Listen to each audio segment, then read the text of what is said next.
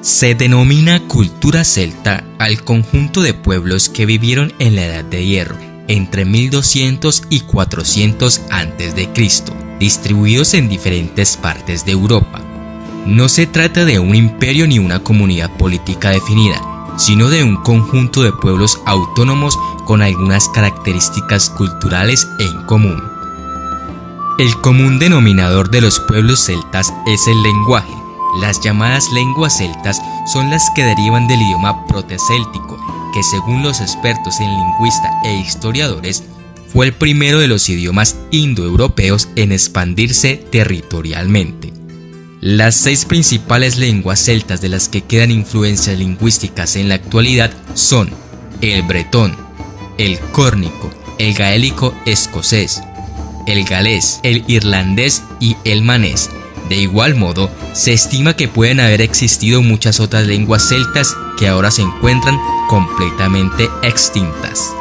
La distribución geográfica de los pueblos celtas está muy relacionada con las principales lenguas de las que hablamos anteriormente. Los principales pueblos celtas fueron los celtíberos, los galos, los helvecios y los britanos, posteriormente llamados bretones. Las lenguas celtas se diseminaron por toda Europa durante varios siglos, alcanzando la mayor expansión en el siglo III a.C. Sin embargo, es posible identificar algunas zonas de Europa como los territorios más estables de los pueblos celtas. Se trata de los actuales territorios de Irlanda, Gales, Escocia y gran parte de Inglaterra, donde se asentaron los britanos, además de Francia, Bélgica, Holanda, parte de Alemania, Suiza y el norte de Italia, donde se encontraba el gran asentamiento de los pueblos galos. Aunque los propios celtas eran analfabetos y no dejaron documentos escritos, poseían una clase profesional de poetas, narradores de historias y músicos, los bardos. Los bardos pasaban por un periodo de formación de 12 años, aprendiéndose de memoria una vasta tradición oral de poemas e historias. También componían canciones para honrar o burlarse de gente todavía viva, por lo que eran tratados con gran respeto por los jefes y los guerreros, para los cuales la reputación lo era todo. Los celtas saquearon Roma en el año 390 a.C. y en 279 a.C. llegaron nada menos que hasta Delfos, en Grecia. En el siglo III a.C. se podían encontrar celtas tan al este como los Balcanes y Anatolia. El comandante romano Julio César comenzó a conquistar la Galia, la actual Francia, en el año 50 a.C. Según los romanos, iban penetrando en las regiones celtas, mataban o tomaban prisioneros. En más, de una población de entre 6 y 7 millones de celtas, 1 millón fueron asesinados y otro millón vendidos como esclavos. A finales del siglo I después de Cristo, los romanos habían conquistado gran parte de Inglaterra y Gales. Además, toda la Europa central al sur del Rin y el Danubio estaba en sus manos. Los celtas que vivían fuera de esas regiones habían sido derrotados por las tribus germánicas del norte y los dacios al este. En el siglo V después de Cristo, todos los restos de los celtas habían desaparecido de Gran Bretaña y la Galia, cuando las invasiones germanas siguieron al colapso del Imperio Romano. En la cultura celta se aprecian 2 grandes periodos. Uno es el de Hallstatt, que se extendió entre los años 800 y 500 a.C., y el otro es el de la Tene, que duró entre 500 a.C. y 50 después de Cristo. La cultura Hallstatt recibe su nombre del cementerio de Hallstatt en Austria, Europa Central. Por lo que sabemos, eran gentes que trabajaban el hierro con habilidad y buenos jinetes. Establecerían una industria de explotación de las minas de sal y un imperio comercial. Una rica élite de jefes vivía en asentamientos fortificados en la cima de colinas y era enterrado con muchas de sus posesiones, armas, joyas, carros y otros bienes de lujo. Con posterioridad al siglo V a.C. cesaron los ricos enterramientos y la cultura Hallstatt declinó con rapidez.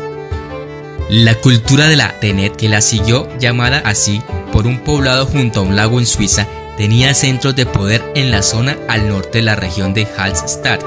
Los guerreros celtas que cruzaron los Alpes en el siglo IV a.C. procedían de la cultura de la Tenet. La región de la Tenet también fue donde se originó ese estilo artístico que se conoce como celta. Otra característica que compartían los diferentes grupos es que todos eran pueblos guerreros. Por lo tanto, a pesar de compartir rasgos culturales, muchas veces estos pueblos se enfrentaban entre sí. Los griegos y los romanos consideraban a los celtas como enemigos peligrosos, pero vulnerables. La furia de los celtas en la guerra era legendaria y su valentía y experto dominio de los caballos eran muy admirados. No obstante, se los consideraba carentes de la disciplina de los soldados griegos y romanos. Algunas de las prácticas celtas, como conservar las cabezas cortadas de los enemigos distinguidos y presentárselas a los visitantes, eran consideradas horribles por los pueblos mediterráneos. El guerrero celta era completamente distinto al legionario romano. Llevaba el pelo blanqueado con cal y vestía pantalones en vez de túnica. También llevaba joyas y una colorida capa a cuadros. Por lo general, llevaba una larga espada de hierro, una lanza y un gran escudo de piel.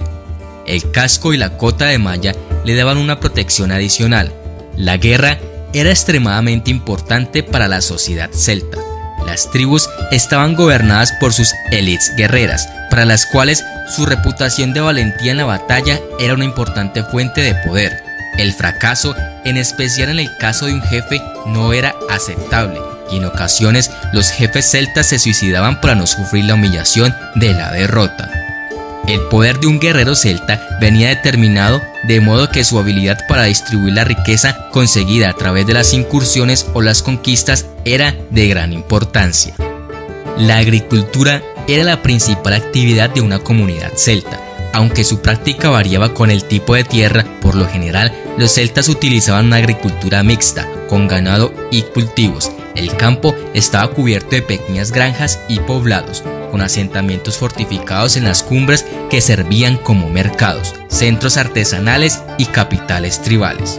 Los romanos crearon lazos comerciales con los pueblos celtas sin conquistar de la Galia y el centro de Europa, de modo que se creó un floreciente comercio, y según fue aumentando el volumen del mismo, la moneda se fue difundiendo cada vez más. Muchos de los poblados celtas se transformaron en complejos asentamientos comerciales conocidos como oppida. Los celtas utilizaban un calendario muy parecido al actual, y sus fiestas caían en momentos significativos del año agrícola. La principal de ellas tenía lugar el 1 de noviembre y señalaba el fin del año en curso y el comienzo del año nuevo, conocido en Irlanda como Samaín. Era el momento en que los espíritus de los muertos podían vagar libremente. Tradición que se ha conservado hasta nuestros días con la fiesta de Todos los Santos y el Halloween anglosajón. Los celtas creían en un gran número de dioses, más que en una única deidad todopoderosa, aunque estos dioses variaban de región en región.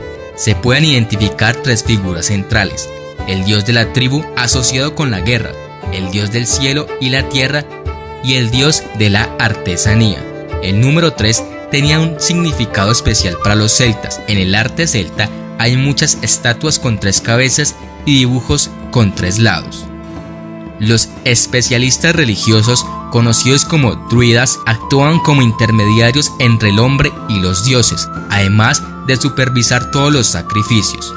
Los druidas actúan como jueces en causas criminales y tenían el poder de excluir de la vida religiosa de la comunidad a todos aquellos encontrados culpables.